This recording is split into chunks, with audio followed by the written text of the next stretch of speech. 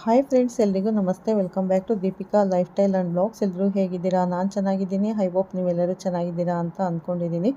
Please friends, ಈ ವಿಡಿಯೋನ ಫಸ್ಟಿಂದ ಕೊನೆವರೆಗೂ ಸ್ಕಿಪ್ ಮಾಡಿದೆ ನೋಡಿ. ನಿಮ್ಗೆ ಇಷ್ಟ ಆದರೆ ಲೈಕ್ ಮಾಡಿ, ಶೇರ್ ಮಾಡಿ. ಹೊಸದಾಗಿ ನೋಡ್ತಾ ಇರೋರು ನಮ್ಮ ಚಾನಲ್ಗೆ ಸಬ್ಸ್ಕ್ರೈಬ್ ಮಾಡ್ಕೊಳ್ಳಿ. ಪಕ್ಕದಲ್ಲಿರೋ ಬೆಲ್ ಐಕನ್ ಕ್ಲಿಕ್ ಮಾಡಿ.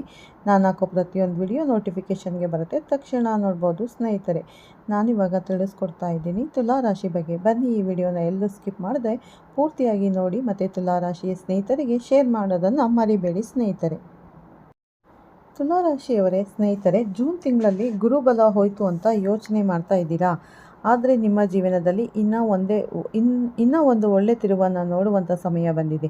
ಅನಿರೀಕ್ಷಿತವಾದ ಹಣ ಬಂದು ನಿಮ್ಮ ಕೈ ಸೇರ್ತಿದೆ. ಆದರೆ ಯಾರಿಂದ ಪ್ರೀತಿ ಮತ್ತು ಕೆರಿಯರ್ ಯಾವುದು ನಿಮ್ಮ ಕಡೆ ಬರ್ತಾ ಇದೆ? ಜ್ಞಾನಾನಂದಮಯಂ ದೇವಂ ನಿರ್ಮಲಂ ಸ್ಫಟಿಕಾಕೃತಿಂ ಆಧಾರಂ ಸರ್ವ ವಿದ್ಯಾನಾಂ ಹಯಗ್ರೀವ ಉಪಾಸ್ಮಹೇ.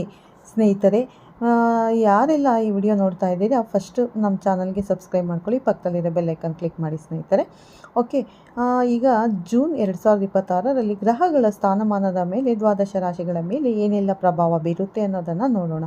ಬನ್ನಿ, ಅದಕ್ಕೂ ಮುಂಚೆ ಗ್ರಹಗಳ ಸ್ಥಾನಮಾನ ಹೇಗಿದೆ ಅಂತ ನೋಡೋದಾದರೆ ನೋಡಿ. ಮೊದಲನೆಯದಾಗಿ ಈ ತಿಂಗಳಲ್ಲಿ ಬಹಳಷ್ಟು ಗ್ರಹಗಳು ಒಂದು ಸ್ಥಾನಮಾನದ ವ್ಯತ್ಯಾಸಗಳಿದ್ದಾವೆ. ಅದರಲ್ಲೂ ತುಂಬ ಪ್ರಮುಖವಾದ ಗ್ರಹ ಅಂತಂದರೆ ಗುರುಗ್ರಹ ತನ್ನ ಪತನ ಬದಲಾವಣೆ ಮಾಡ್ತಾ ಇದ್ದಾರೆ. ಅಂದರೆ ತಮ್ಮ ಬೇರೆ ಕಡೆ ತಮ್ಮ ಪತನ ಬದಲಾಯಿಸ್ತಿದ್ದಾರೆ. ಮತ್ತು ಇದೇ ತಿಂಗಳು 2ನೇ ತಾರೀಕು ಮಿಥುನ ರಾಶಿಯಿಂದ ಕಟಕ ರಾಶಿಗೆ, ಉಚ್ಚ ರಾಶಿಗೆ ತನ್ನ ಪತನ ಬದಲಾಯಿಸ್ತಿದ್ದಾರೆ. ಇದರಿಂದ ಸಾಕಷ್ಟು ಬದಲಾವಣೆಗಳನ್ನು ನೀವು ನೋಡಬಹುದು. ನಾವು ಆಲ್ರೆಡಿ ಇದರ ಬಗ್ಗೆ ವಿಡಿಯೋ ಮಾಡಿ ಹಾಕಿದ್ದೀನಿ. ಸೊ ಅದರ ಬಗ್ಗೆ ಎಲ್ಲರೂ ತಿಳ್ಕೊಂಡಿರ್ತೀರ ಅಂತ ನಾನು ಭಾವಿಸ್ತೇನೆ. ಹಾಗೆ ಇನ್ನು ಬೇರೆ ಗ್ರಹಗಳಂತ ನೋಡೋಕ್ಕೆ ಬಂದಾಗ ನೋಡಿ, 8ನೇ ತಾರೀಕು ಶುಕ್ರ ಗ್ರಹ ಮಿಥುನ ರಾಶಿಯಿಂದ ಕಟಕ ರಾಶಿಗೆ ತಮ್ಮ ಪತನ ಬದಲಾಯಿಸ್ತಿದ್ದಾರೆ. ಇನ್ನು 15ನೇ ತಾರೀಕು ಸೂರ್ಯಗ್ರಹ ಋಷಭ ರಾಶಿಯಿಂದ ಮಿಥುನ ರಾಶಿಗೆ ತನ್ನ ಪತನ ಬದಲಾಯಿಸ್ತಿದ್ದಾರೆ. ಹಾಗೆ 21ನೇ ತಾರೀಕು ಕುಜಗ್ರಹ ಮೇಷರಾಶಿಯಿಂದ ಋಷಭ ರಾಶಿಗೆ ತನ್ನ ಪತನ ಬದಲಾಯಿಸ್ತಿದ್ದಾರೆ. 22ನೇ ತಾರೀಕು ಬುಧ ಗ್ರಹ ಮಿಥುನ ರಾಶಿಯಿಂದ ಕಟಕ ರಾಶಿಗೆ ತಮ್ಮ ಪತನ ಬದಲಾಯಿಸ್ತಿದ್ದಾರೆ, ತಮ್ಮ ಸ್ಥಾನನ ಚೇಂಜ್ ಮಾಡ್ತಾ ಇದ್ದಾರೆ. ಸೊ ಹಾಗಾಗಿ 22ನೇ ತಾರೀಕು ಅಷ್ಟೊತ್ತಿಗೆ ಕಟಕ ರಾಶಿಯಲ್ಲಿ 3 ಗ್ರಹಗಳ ಒಂದು ಸಂಯೋಗ ಕೂಡ ಆಗ್ತಿದೆ. ಸೊ ಹಾಗಿದ್ರೆ ದ್ವಾದಶ ರಾಶಿಗಳ ಮೇಲೆ ಈ ತಿಂಗಳಲ್ಲಿ ಏನೆಲ್ಲ ಫಲಾನುಫಲಗಳನ್ನು ನಾವು ಎಕ್ಸ್ಟೆನ್ಷನ್ ಅಂದರೆ ನೋಡಬಹುದು, ಮಾಡಬಹುದು ಅನ್ನೋದನ್ನು ಬನ್ನಿ ತುಲಾ ರಾಶಿಯವರು ಆಲ್ರೆಡಿ ಯೋಚನೆ ಮಾಡ್ತಿರ್ತಾರೆ. ಇಷ್ಟು ದಿವಸ ಗುರುಬಲ ಇತ್ತಪ್ಪ, ಗುರುಬಲ ಇದ್ದಾಗನೇ ಚೆನ್ನಾಗಿಲ್ಲ, ಇನ್ನು ತುಲಾ ರಾಶಿಗೆ ಅಂತ ಸುಮಾರು ಜನ ಕೇಳ್ತಾ ಇದ್ರು. ಈಗ ನೋಡಿದರೆ ಗುರುಬಲ ಕೂಡ ಹೋಗ್ತಿದೆ, ಇನ್ನೇನು ಕಾದಿದೆಯೋ ಅಂತ ಯೋಚನೆ ಮಾಡ್ತಿದ್ದೀರಾ? ಖಂಡಿತ ಹಾಗೇನಿಲ್ಲ. ಗುರು ಒಂದೇ ಅಲ್ಲ ಫಲಗಳನ್ನು ಕೊಡೋದು, ಬೇರೆ ಗ್ರಹಗಳು ಕೂಡ ಫಲ ಕೊಡ್ತಾವಲ್ಲ. ಸೊ ಹಾಗಾಗಿ ಗುರುಬಲ ಹೋದರೂ ಕೂಡ ಗುರುವಿನ ಸ್ಥಾನಮಾನ ತುಂಬ ಚೆನ್ನಾಗಿದೆ, ಗುರುವಿನ ದೃಷ್ಟಿ ಕೂಡ ತುಂಬ ಚೆನ್ನಾಗಿದೆ. ಹಾಗಾಗಿ ಗುರುವಿನ ದೃಷ್ಟಿ ಹಾಗೂ ನಿಮ್ಮ ರಾಶ್ಯಾಧಿಪತಿ ಆಗಿರುವಂಥ ಶುಕ್ರ ಗ್ರಹದ ಸಂಚಾರದ ಮೇಲೂ ಕೂಡ ನಿಮ್ಮ ಜೀವನದಲ್ಲಿ ಕೆಲವೊಂದು ಏಳಿಗೆಗಳನ್ನು ನೋಡಬಹುದು. ಅದು ಯಾವುದು ಅಂತಂದರೆ ನೋಡಿ, ನಿಮ್ಮ ರಾಶ್ಯಾಧಿಪತಿ ಆಗಿರುವಂಥ ಶುಕ್ರ ಗ್ರಹ 9ನೇ ಮನೆಯಲ್ಲಿ ಸಂಚಾರ ಮಾಡ್ತಿದ್ದಾನೆ. ಶುಕ್ರನ ಜೊತೆಯಲ್ಲಿ ಬುಧನ ಸಂಯೋಗ ಕೂಡ ಇದೆ. ಸೊ ಹಾಗಾಗಿ ಲಕ್ಷ್ಮೀನಾರಾಯಣ ಯೋಗ ನಿಮ್ಮ 9ನೇ ಮನೆಯಲ್ಲಿ ನಡೀತಿದೆ. ಆಲ್ರೆಡಿ ನೀವು ಇದರ ಲಾಭನ ನೋಡ್ತಾ ಇದ್ದೀರಾ. ಆದರೆ 9ನೇ ಮನೆಯಿಂದ 10ನೇ ಮನೆಗೂ ಕೂಡ ತನ್ನ ಪತನ ಬದಲಾವಣೆ ಮಾಡ್ತಾನೆ ಶುಕ್ರ ಗ್ರಹ. ಇದರಿಂದ ಏನಾಗುತ್ತೆ, ವ್ಯಾಪಾರದಲ್ಲಿ ಸ್ವಲ್ಪ ಅಭಿವೃದ್ಧಿ ಆಗೋದು. ಎಸ್ಪೆಷಲಿ ಯಾರೆಲ್ಲ ಸಿನಿಮಾ ರಂಗದಲ್ಲಿ ಇದ್ದೀರಾ ಹಾಗೂ ಯಾರೆಲ್ಲ ಕಲೆ ಮಾಧ್ಯಮ ಹಾಗೂ ಕಾಸ್ಮೆಟಿಕ್ಸ್ ಸೇಲ್ ಮಾಡುವಂಥದ್ದು ಅಥವಾ ಬಟ್ಟೆಗಳನ್ನು ಸೇಲ್ ಮಾಡುವಂಥದ್ದು, ಬ್ಯೂಟಿಷಿಯನ್ಗಳು ಯಾರ್ಯಾರು ಇರ್ತೀರಾ ಅವರೆಲ್ಲರಿಗೂ ಕೂಡ ಒಳ್ಳೆಯ ಸಮಯ ಆಗಿರುತ್ತೆ. ಕೆಲಸದಲ್ಲಿ ಬ್ಯುಸಿ ಜಾಸ್ತಿ ಆಗ್ತೀರಾ. ಹಣಕಾಸಿನ ಅಭಿವೃದ್ಧಿ ತುಂಬ ಚೆನ್ನಾಗಿ ಆಗ್ತಾ ಇರುತ್ತೆ. ಕೆಲಸ ಜಾಸ್ತಿ ನಿಮ್ಮ ಕಡೆ ಬರ್ತಾ ಇರುತ್ತೆ. ಒಂದು ಅದೃಷ್ಟ ನಿಮ್ಮ ಜೀವನದಲ್ಲಿ ಬರ್ತಾ ಇದೆ ಅಂತಲೇ ಹೇಳ್ಬೋದು. ಇನ್ನು ಬುಧನ ಒಂದು ಸಂಚಾರದಿಂದನೂ ಕೂಡ ವ್ಯವಹಾರಗಳಲ್ಲಿ ನೀವು ಯಾವುದೇ ರೀತಿಯಾದ ಬಿಸ್ನೆಸ್ ಮಾಡಿ ಅದರಲ್ಲಿ ನಿಮಗೆ ಸಕ್ಸಸ್ ಬರ್ತಾ ಹೋಗುತ್ತೆ. ಎಸ್ಪೆಷಲಿ ನಿಮಗೆ 10ನೇ ಮನೆಗೆ ಬುಧ ಬಂದಾದ ಮೇಲೂ ಕೂಡ ಬುಧನ ಒಂದು ಸಂಚಾರದಿಂದ ಬಿಸ್ನೆಸ್ಸಲ್ಲಿ ಡೆವಲಪ್ಮೆಂಟ್, ಯಾವುದೇ ರೀತಿಯಾದ ಬಿಸ್ನೆಸ್ ನೀವು ಮಾಡ್ತಿದ್ರು ಕೂಡ ಅದರಲ್ಲಿ ಡೆವಲಪ್ಮೆಂಟ್ ಜಾಸ್ತಿ ಆಗುತ್ತೆ. ಹಾಗೆ ನಿಮಗೆ ಸೂರ್ಯನ ಒಂದು ಸಂಚಾರ ಅಂತ ತಗೊಂಡಾಗ 8ನೇ ಮನೆಯಲ್ಲಿ ಸೂರ್ಯನ ಸಂಚಾರ ಆಲ್ರೆಡಿ ನಡೀತಿದೆ. ಸೊ ಹಾಗಾಗಿ ಏನಾಗುತ್ತೆ, ಅನಿರೀಕ್ಷಿತ ಘಟನೆಗಳು ಕೂಡ ನಡೀತಿರುತ್ತೆ. ಎಸ್ಪೆಷಲಿ ಗೌರ್ನಮೆಂಟಿಂದ ನಿಮಗೆ ಏನಾದರೂ ಲಾಭಗಳು ಆಗಬೇಕಾಗಿತ್ತು ಅಥವಾ ಏನಾದರೂ ಸಮಸ್ಯೆಗಳಿತ್ತು ಅಂತಂದರೆ ಅದು ನಿಮಗೆ ಒಳ್ಳೆಯದು ಕೆಟ್ಟದ್ದು ಎರಡೂ ಕೂಡ ಆಗ್ತಾ ಇರುತ್ತಲ್ವ. ಈಗ ಸೂರ್ಯ 15ನೇ ತಾರೀಕು 9ನೇ ಮನೆಗೆ ಬಂದ ನಂತರ ಒಳ್ಳೆಯ ಲಾಭಗಳನ್ನು ನೀವು ನೋಡಬಹುದು. ಯಾವ ರೀತಿಯಾದ ಲಾಭಗಳನ್ನು ನೋಡಬಹುದು? ಯಾಕಂದರೆ ನಿಮಗೆ 11ನೇ ಮನೆ ಅಧಿಪತಿ ಬೇರೆ ಆಗಿರ್ತಾನೆ ಸೂರ್ಯ. ಸೊ ಹಾಗಾಗಿ ನಿಮಗೆ ಭೂಮಿಯಿಂದ ಲಾಭಗಳಾಗುವಂಥದ್ದು ಅಥವಾ ಗೌರ್ಮೆಂಟ್ ಕೆಲಸ ಯಾರು ಮಾಡ್ತಿರ್ತೀರಾ ಅಥವಾ ಯಾರೆಲ್ಲ ರಾಜಕಾರಣಿಗಳು ಇರ್ತೀರಾ ಅಂಥವರಿಗೂ ಕೂಡ ಕೆಲಸದಲ್ಲಿ ಸ್ವಲ್ಪ ಅದೃಷ್ಟ ಜಾಸ್ತಿ ಸಿಗುವಂಥದ್ದು ಅದೃಷ್ಟಕರ ರೀತಿಯಲ್ಲಿ ಬದಲಾವಣೆ ನಿಮ್ಮ ಜೀವನದಲ್ಲಿ ಆಗುವಂಥದ್ದು, ಅಥವಾ ನಿಮಗೇನಾದರೂ ಗೌರ್ಮೆಂಟ್ ಇಂದ ಕೆಲವು ಕೆಲಸಗಳಾಗಬೇಕು ಅಂತಂದರೆ ನೀವು ನಿರೀಕ್ಷಣೆ ಮಾಡಿರಲ್ಲ, ನೀವು ಅಂದ್ಕೊಂಡೇ ಇರಲ್ಲ, ಏನಪ್ಪ ಈ ಕೆಲಸ ಇಷ್ಟು ಈಸಿಯಾಗಿ ಆಗೋಯ್ತಾ ಅಂತ. ಹೇಗೆ ಅಂತಂದರೆ, ಈಗ ನೋಡಿ ನಿಮಗೆ 6ನೇ ಮನೆಯಲ್ಲಿ ಶನಿ ಕೂತ್ಕೊಂಡಿದ್ದಾನೆ, ಶನಿ ಮೇಲೆ ಗುರುವಿನ ದೃಷ್ಟಿ ಕೂಡ ಬೀಳ್ತಾ ಇದೆ. ಸೊ ನಿಮಗೆ ಯಾವ ಒಂದು ಕೋರ್ಟಲ್ಲಿ ಕೇಸ್ಗಳು ಏನು ನಡೀತಿತ್ತು ಅಂತಂದರೆ, ಇಷ್ಟು ದಿವಸ ಸ್ಟ್ರಗಲ್ ತುಂಬ ಸ್ಟ್ರಗಲ್ ಮಾಡ್ತಿದ್ರಿ, ಕೆಲಸಗಳು ವಿನ್ ಆಗ್ತೀವಿ ಅಂತ ಗೊತ್ತು, ಯಾವತ್ತು ಅಂತ ಗೊತ್ತಿಲ್ಲ ಅಂತ ಇನ್ಮೇಲೆ ಗುರು ದೃಷ್ಟಿ ಬೀಳ್ತಿರೋದ್ರಿಂದ ಅದಕ್ಕೆ ಒಂದು ಡೇಟ್ ಕೂಡ ನಿಗದಿ ಆಗುತ್ತೆ. ಈ ಕಡೆ ಸೂರ್ಯ ನಿಮಗೆ 10ನೇ ಮನೆಗೆ 9ನೇ ಮನೆಗೆ ಬರೋದ್ರಿಂದ ಅದೃಷ್ಟಕರವಾದ ರಿಸಲ್ಟ್ ಕೂಡ ಬರುತ್ತೆ. ಒಂದಕ್ಕೊಂದು ಕನೆಕ್ಟಿವಿಟಿ ನೋಡಿ ಎಷ್ಟು ಚೆನ್ನಾಗಿ. ಸೊ ಹಾಗಾಗಿ ನಿಮಗೆ ಕೋರ್ಟ್ ಕೇಸ್ಗಳಿಂದ ಲಾಭಗಳು ಬರುವಂಥದ್ದು, ನಿಮ್ಮ ಕಡೆ ಕೇಸ್ ಆಗುವಂಥದ್ದು ಅಥವಾ ಅದರಿಂದ ನಿಮಗೆ ಒಳ್ಳೆಯದಾಗುವಂಥದ್ದು ಕೂಡ ಆಗುತ್ತೆ. ಅದರ ಜೊತೆಗೆ ಮಕ್ಕಳೇನಾದರೂ ಕಾಂಪಿಟೇಟಿವ್ ಎಕ್ಸಾಮ್ ಬರೀತಿದ್ರೆ ಅದರಲ್ಲಿ ಮಕ್ಕಳಿಗೆ ಒಳ್ಳೆ ಮಾರ್ಕ್ಸ್ ತಗೊಳ್ಳುವಂಥದ್ದು, ಗೌರ್ಮೆಂಟ್ ಉದ್ಯೋಗಕ್ಕೆ ಪ್ರಯತ್ನ ಮಾಡ್ತಿದ್ರೆ ಉದ್ಯೋಗ ಸಿಗುವಂಥದ್ದು, ಎರಡೂ ಕೂಡ ಹಾಗೆ ಕನೆಕ್ಟಿವಿಟಿ ಇದೆ. 6ನೇ ಮನೆ ದೃಷ್ಟಿ ಅಂತ ನೋಡೋಕೆ ಹೋದಾಗ ನಿಮಗೆ ಕಾಂಪಿಟೇಟಿವ್ ಎಕ್ಸಾಮ್ನಲ್ಲಿ ವಿನ್ ಆಗ್ತೀರಾ ಅನ್ನೋದು ತೋರಿಸುತ್ತೆ. ಈ ಕಡೆ ನಿಮಗೆ 9ನೇ ಮನೆ ಅಂತ ನೋಡಿದಾಗ ಅದೃಷ್ಟಕರವಾಗಿ ಸೂರ್ಯ ಅಲ್ಲೇ ಇರೋದ್ರಿಂದ ಕೆಲಸಗಳು ಆಗುವಂಥದ್ದು ಕೂಡ ಆಗುತ್ತೆ. ಇನ್ನು ಕುಜನ ಸಂಚಾರ ಅಂತ ನೋಡಿದರೆ, ಕುಜ ಈಗ ಸದ್ಯಕ್ಕೆ ನಿಮಗೆ 7ನೇ ಮನೆಯಲ್ಲಿ ಸಂಚಾರ ಮಾಡ್ತಿದ್ದಾನೆ.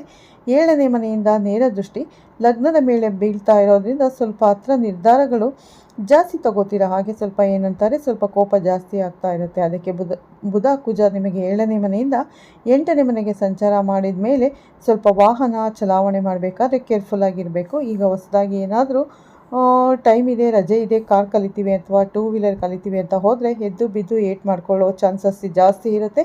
ಈ ಸಮಯದಲ್ಲಿ ಬೇಡ. ಕುಜ ಬದಲಾವಣೆ ಮುಂಚೆ ಬೇಕಾದರೆ ಕಲಿತ್ಕೊಳ್ಳಿ. ಕುಜ ಬದಲಾವಣೆ ಆಗಾದ್ಮೇಲೆ ಕೆಲವು ದಿನಗಳ ಕಾಲ ಆಕ್ಸಿಡೆಂಟ್ ಆಗುವಂಥ ಚಾನ್ಸಸ್ ಇರುತ್ತೆ. ಸ್ಪೀಡ್ ಕಂಟ್ರೋಲ್ ಆಗಿರಬೇಕು, ಸ್ವಲ್ಪ ಕೇರ್ಫುಲ್ ಆಗಿದ್ರೇ ಒಳ್ಳೆಯದು.